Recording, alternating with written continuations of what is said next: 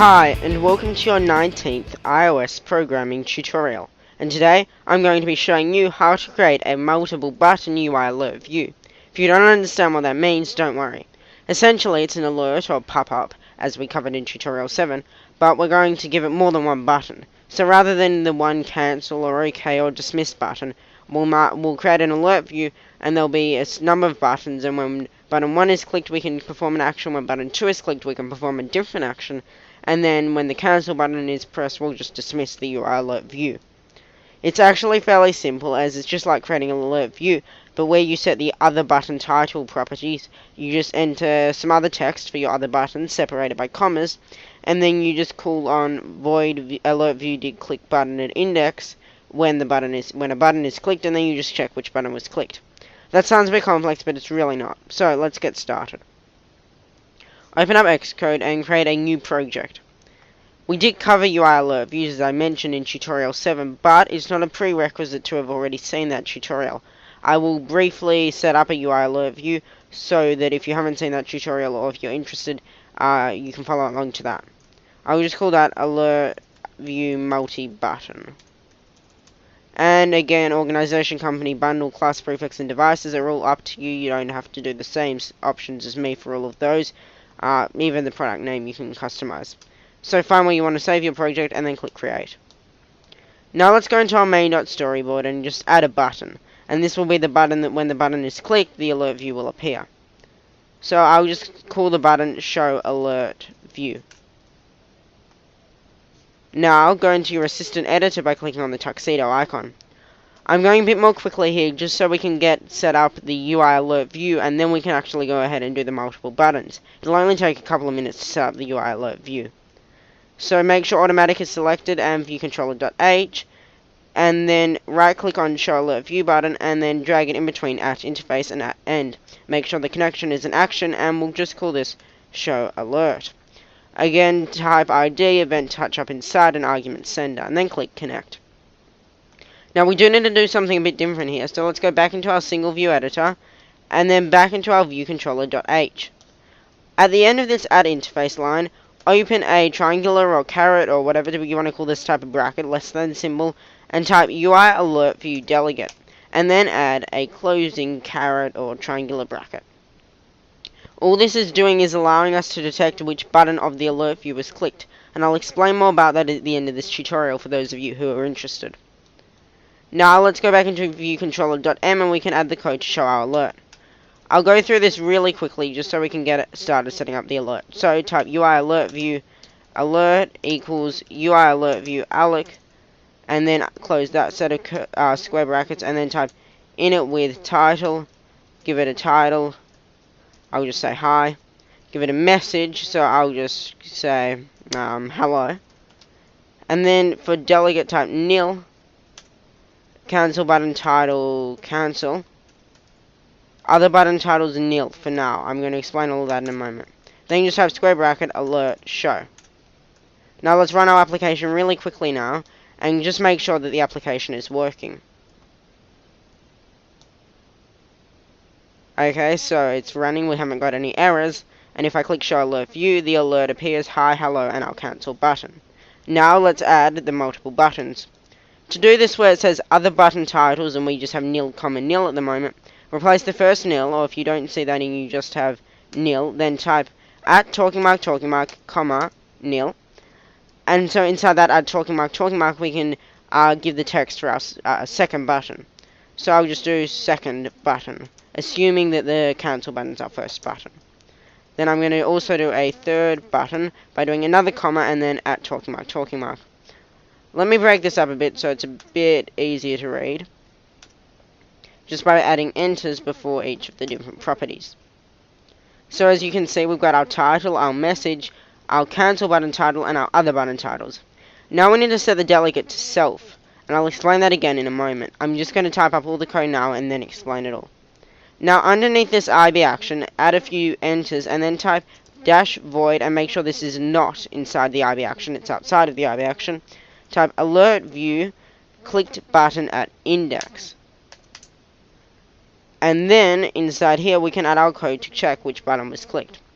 So type if button index equals 0, and then inside statements just do a comment that says cancel, else if button index equals 1, and then that would be second button, else, and then in here we can do third button. So I'm just going to do an NSLog, and I'll explain that in a moment, what that does. Don't worry about it for now. So inside, I'll just type NSLog, then the brackets, and then cancel. Then inside second button, I'll do again NSLog, but this time I'll type second button for the text of the log. And for the third one, I'll do again NSLog, third button. Now let's run the application, see what it does, and then again I'll explain it all because it has got a bit more complex. So let's stop the running build, and it succeeded, which is a good sign.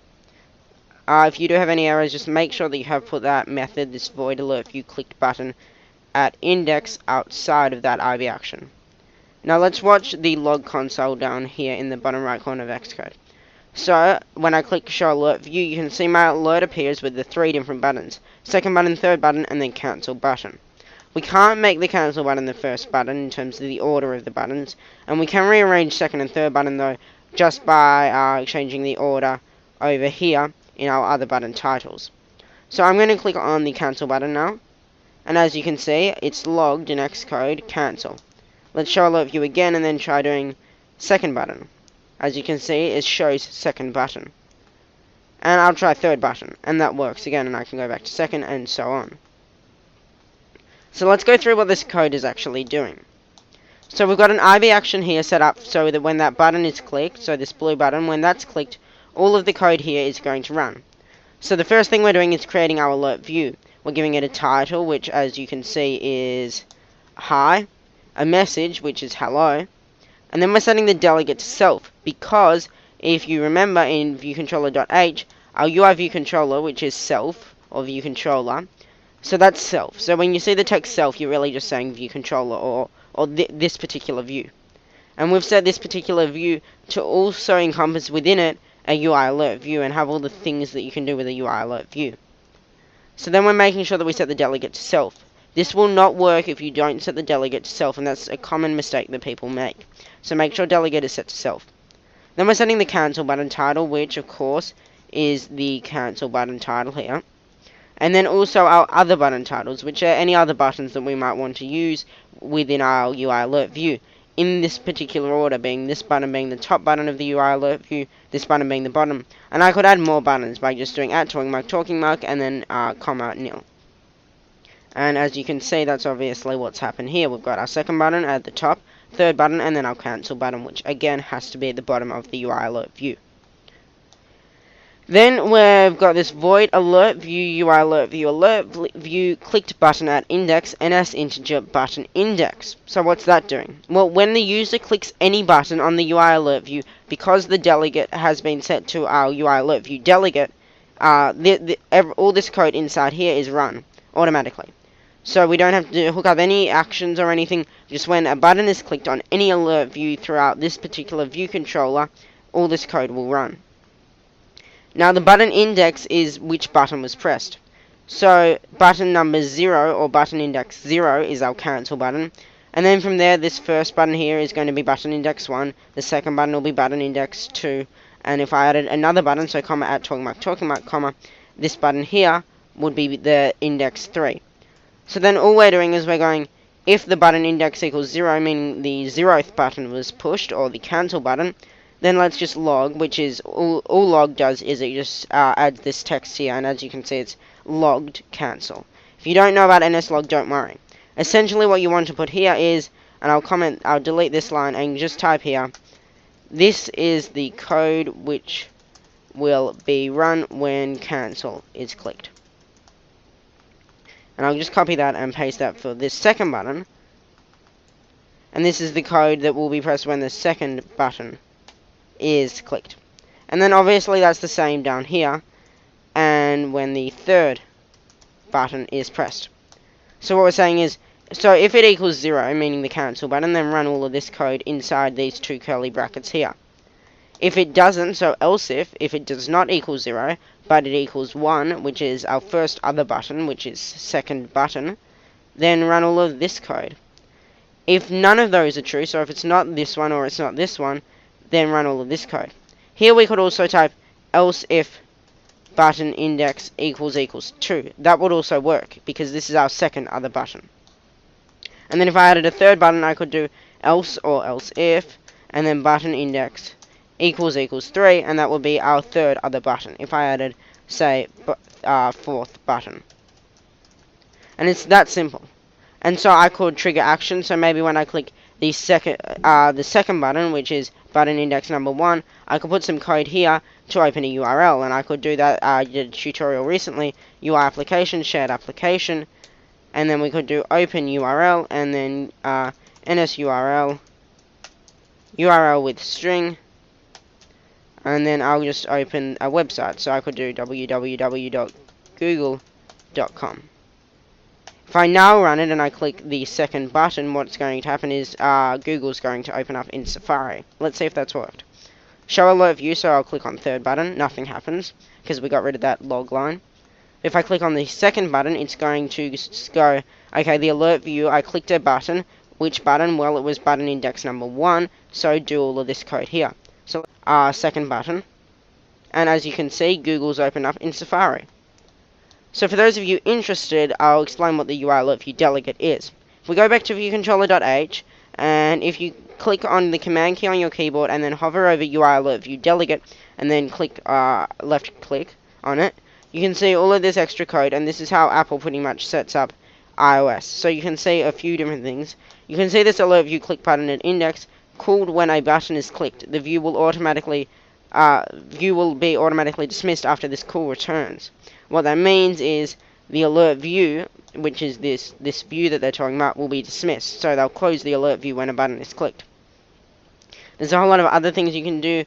We can simulate clicks. We can do things like if we wanted to detect when the alert view was dismissed, we could do that with will dismiss or did dismiss with button index, so we can see which one they used to dismiss it, and so on. If you got any questions about any of this or how you can do other things with alert views, such as embed text fields in alert views, which is possible, feel free to message us or visit our website, 99centsappdevelopment.com, and visit the Get in Touch page and just send us a message and we'll get back to you. Be sure to like and subscribe if you've enjoyed this video, and we'll see you next time.